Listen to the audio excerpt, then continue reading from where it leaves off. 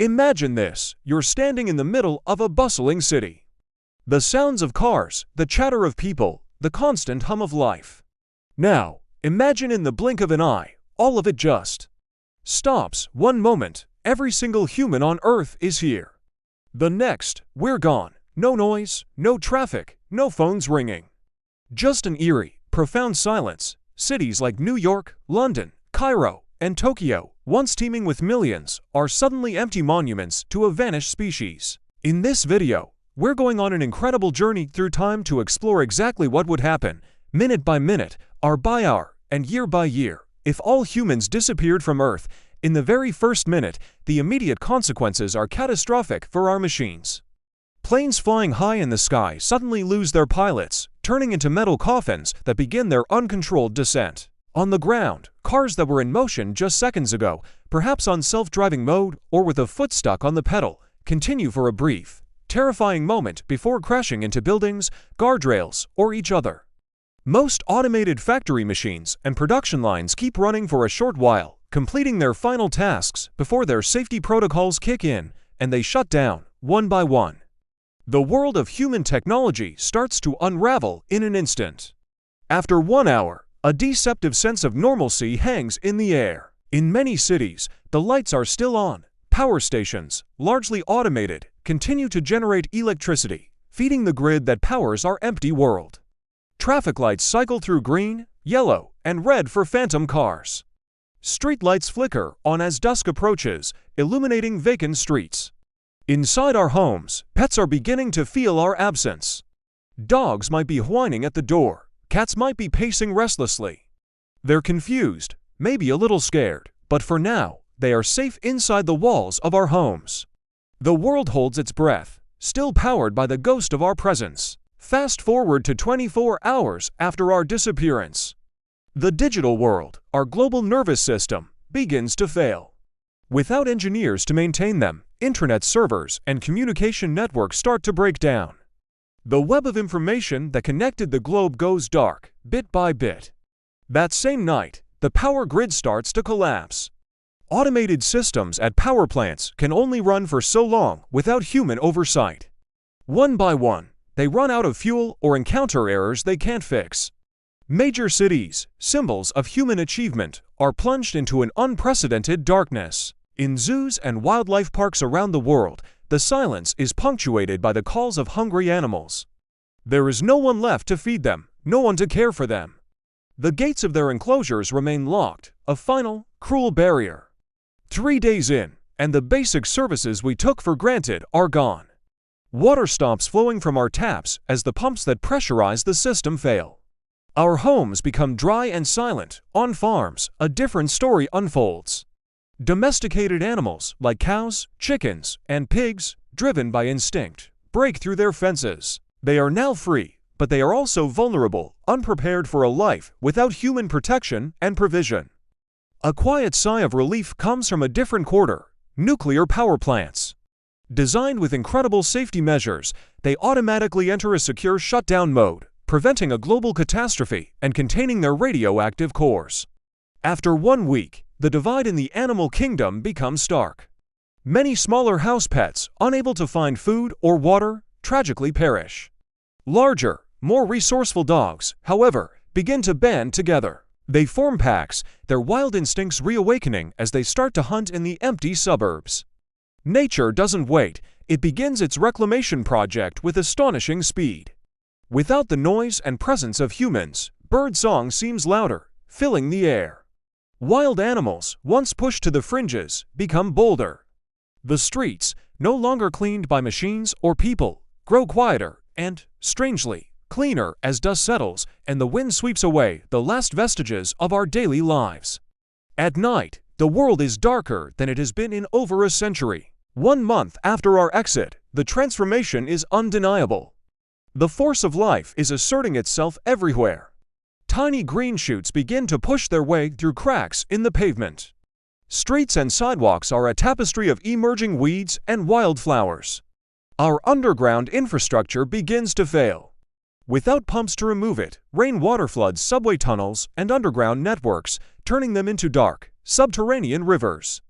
And with us gone, the original inhabitants return. Foxes and wolves are spotted trotting down empty avenues. Wildcats stalk through abandoned backyards. Even bears, venturing from the forests, are seen exploring the outskirts of deserted cities. From New York, where trees and grass sprout on every surface, to Cairo, where the desert sands slowly creep back to cover the roads, the world is changing. In Tokyo, silent trains sit frozen on their tracks, monuments in a city of empty buildings. One full year passes. Look up. The sky is a brilliant, shocking blue, about 60% clearer than before. The constant output from our factories has ceased, and the atmosphere has begun to cleanse itself. Rivers, no longer dredged or dammed, start to meander and carve new paths, returning to their natural, ancient shapes. But this new world has its own dangers. High above, thousands of our satellites, their fuel exhausted, begin to fall from orbit.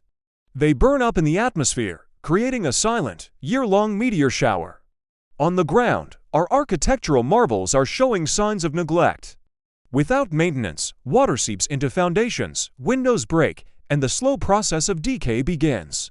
A decade later, the symbols of our connectivity start to fall. Metal bridges, once mighty spans of engineering, are succumbing to rust. Weakened by the elements, the first of them begin to creak, groan, and collapse into the rivers below. This is now a world ruled by wildlife. Wolves, no longer hunted, have spread across Europe, their howls echoing through what were once bustling capitals. Lions expand their territories across the plains of Africa, and bears become common residents in the hollowed-out cities of North America. Forests are no longer on the edge of town. They are growing inside our urban areas, turning our concrete jungles into actual jungles. 50 years on, the world would be almost unrecognizable to us. The majority of our buildings, from suburban homes to towering skyscrapers, have collapsed or are in the process of breaking apart. Concrete crumbles, steel rusts, and gravity wins. The massive dams we built to tame rivers also begin to fail. Their collapse unleashes biblical floods, reshaping landscapes in an instant. The green takeover is almost complete. Plants, vines, and trees now cover over 70% of all former city areas, their roots breaking apart the last of our asphalt and foundations. After a century, if you could look at Earth from space, you would see a planet more vibrant and green than it has been in 200 years. The scars of our civilization are fading rapidly. Nearly all human-made structures are gone, swallowed by nature. But a few stubborn remnants would still be visible. The pyramids of Egypt, built of solid stone, would endure. Sections of the Great Wall of China would still snake across the landscape. Massive concrete structures like the Hoover Dam might still stand, and deep underwater, some steel platforms would resist the corrosive power of the ocean. But for the most part, nature has fully and completely reclaimed the world. Jump forward 500 years, our cities are now lush, dense forests. The ruins of our world are just hills and strange formations beneath the trees. Rare animals, ones that were on the brink of extinction, have not only returned, but are thriving, their populations booming in a world without human interference. The air is pristine, the oceans are healthier, and the planet's climate has stabilized into a new, natural rhythm. And after 10,000 years, almost every trace of human civilization has vanished. The wind, rain, and shifting earth have erased our story. The only evidence of our existence would be a few strange objects, our rovers and satellites, sitting silently on the moon, structures we buried deep underground. And perhaps a few non-corrosive metal objects hidden beneath layers of soil, waiting to be discovered by a future intelligence. The Earth has become a natural paradise once more silent, peaceful, and gloriously wild. So, humanity disappearing doesn't mean the end of Earth. In fact, it means the rebirth of Earth. Nature would prove its incredible resilience, growing stronger and more vibrant. Animals would thrive, and the air and water would become clean again. But the real message here isn't about the planet being better off without us. It's a reminder of what we bring to this world. Humans are the heart of this planet. We are the ones who create knowledge, art, and music. We are the ones who hold memories, feel complex emotions, and give this planet a conscious voice. Without us, the Earth survives, yes, but it becomes a silent world, a beautiful but empty stage. If you enjoyed this journey through a world without us, I've got a question for you. Let me know in the comments, what should our next what if video be? Thanks for watching, and I'll see you in the next one.